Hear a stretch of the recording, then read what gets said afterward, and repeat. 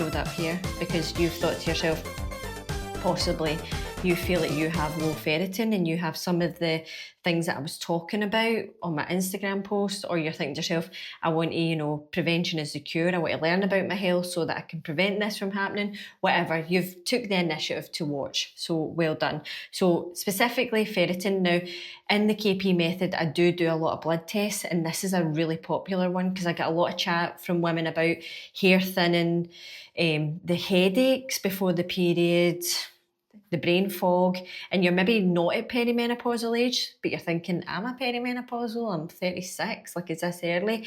So we do the ferritin test just to go, right, it's not that we're dealing with, or it is that we're dealing with, and if it is low ferritin, then it means that treating it with different things can honestly transform your nervous system, and it feels much better, and if you go to the doctors and you're getting tested for iron and it's coming back normal and you kind of feel a bit cray, then it's not because you're not testing for iron. You should be testing specifically for ferritin, which is a kind of storage protein for your iron, but it's the bank of iron, so it won't show up in the blood test there. So let me see what I've got here. Fatigue, we've said that. Constant tiredness even with sleep, so that means no matter how much sleep you're getting, you're shattered, love. Brain fog, poor concentration and focus. If anybody's neurodiverse, you might find that you have a little thing going on with iron and ferritin that's actually a link. So you might have periods where you feel it's much worse, your concentration and your executive function. This is a whole other topic, but it's so interesting. But you might find your executive function is off. If you are somebody that suffers with ADHD, then you probably should supplement with a little iron, right? Mood swings and irritability. Now, I can't really say anything for your man. If your man's annoying, then that's what's irritating you. It's nothing to do with your ferritin. I'll need to come round and do a test of how annoying your man is. This is a different kind of blood test, Jim. Going to see how annoying you are. So if it's that, then, but if you're finding, nah, my mood's, I'm fucking really irritable, it's not normal for me, then it could be your ferritin. Also things like anxiety, low mood, ferritin as well.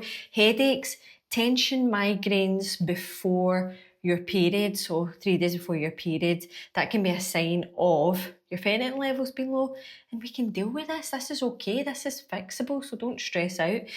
Hair thinning is very common with the low iron stores, and again, you might already know that, and you've maybe thought, I'm going to get my iron tested, but it's came back fine. Again, you're like, right, what's going on here? Cravings, again, it's a classic sign of low iron, but it does say weird things like fucking craving ice or like red meat and stuff like that, but it could be sugar because you're just feeling so low in energy. But again, if you are craving a wee bit of chocolate due to your period, I always say to my girls, just have a bit of fucking chocolate and enjoy it. So why is ferritin often low in women? Monthly periods, so that regular blood and iron loss. Yay, another good thing we get. A diet low in red meat, so if you're that, or iron-rich plants as well. Poor absorption, massive one, poor absorption. So that's related to your gut health. How good is your gut health? Because your gut health is the soil where you'll absorb things and grow. So if your gut health is shit, you really need to look at that, right? Low levels of vitamin C can also affect this too. You're not going to like the next one. Alcohol is a given. It's not even in the list, like what you're drinking. High caffeine intake. It's not ideal if you're loving a wee coffee, but it does block the absorption of iron. Not ideal if you feel like this. But if you know you feel like this, what you could do is maybe taper off coming to your period, or maybe at the first couple of weeks of your cycle, indulge in your coffee, but as you ovulate and go into the luteal phase, maybe pull back in the coffee. Maybe instead of having 3 coffees, you have 1 and a couple of teas. It's not a big sacrifice, man. Stop crying.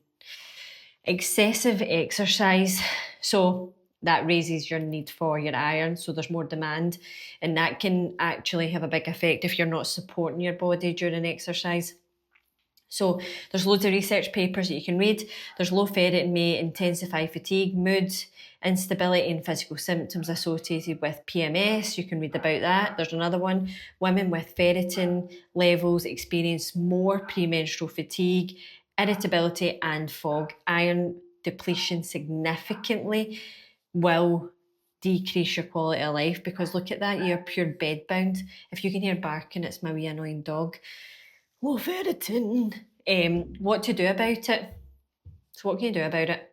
Firstly, I would definitely get a blood test. And again, that is something that I offer in the KP method. I get your bloods done and I sit with you in a one-to-one like this and I go through it. I think it's a really great thing that I offer inside the method because then everything's bespoke, it's personalised to you. I work with my Chinese doctor on it as well. So if you're into a wee bit more of that kind of approach, it's perfect. If you fancy it, get in touch. I'll talk to you about it and see if it's the right fit because I'm very specific on who I let into the group, right? So other things you can do though, ask your GP. Listen, you get your GP, say, can you test my ferritin? Don't let them make you feel stupid. Just say, I want this tested. And you can even send it to me. Maybe if I'm feeling good, if my ferritin's low, I'll be very annoyed.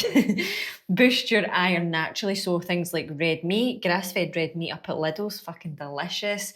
Lentils, dark greens, vitamin C for absorption.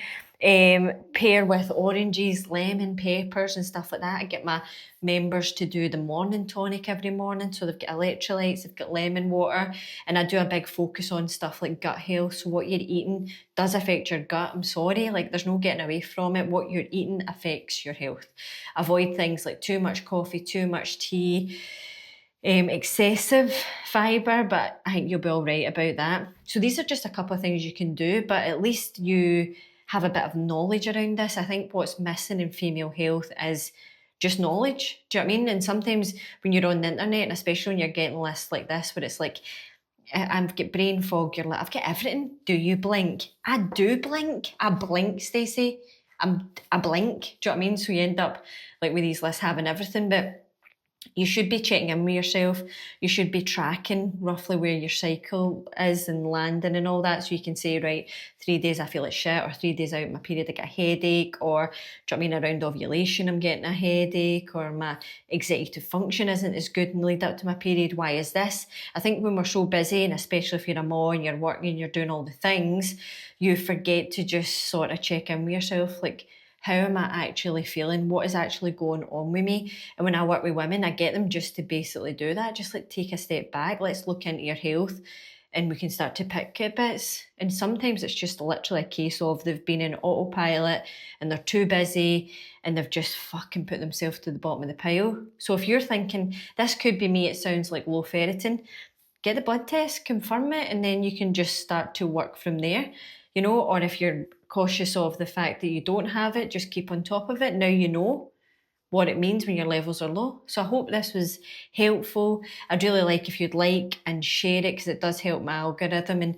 I think I get a dopamine hit off of that. So it saves me eating any wee sweeties. Instead, you just give me likes and it keeps me healthier. So I'm not putting any pressure on you, but you're keeping me healthy by sharing and liking my stuff. So, I mean, I'm sitting doing it. I think it's fair. I think it's a fair trade. I'm not going to lie. I think it's a fair trade.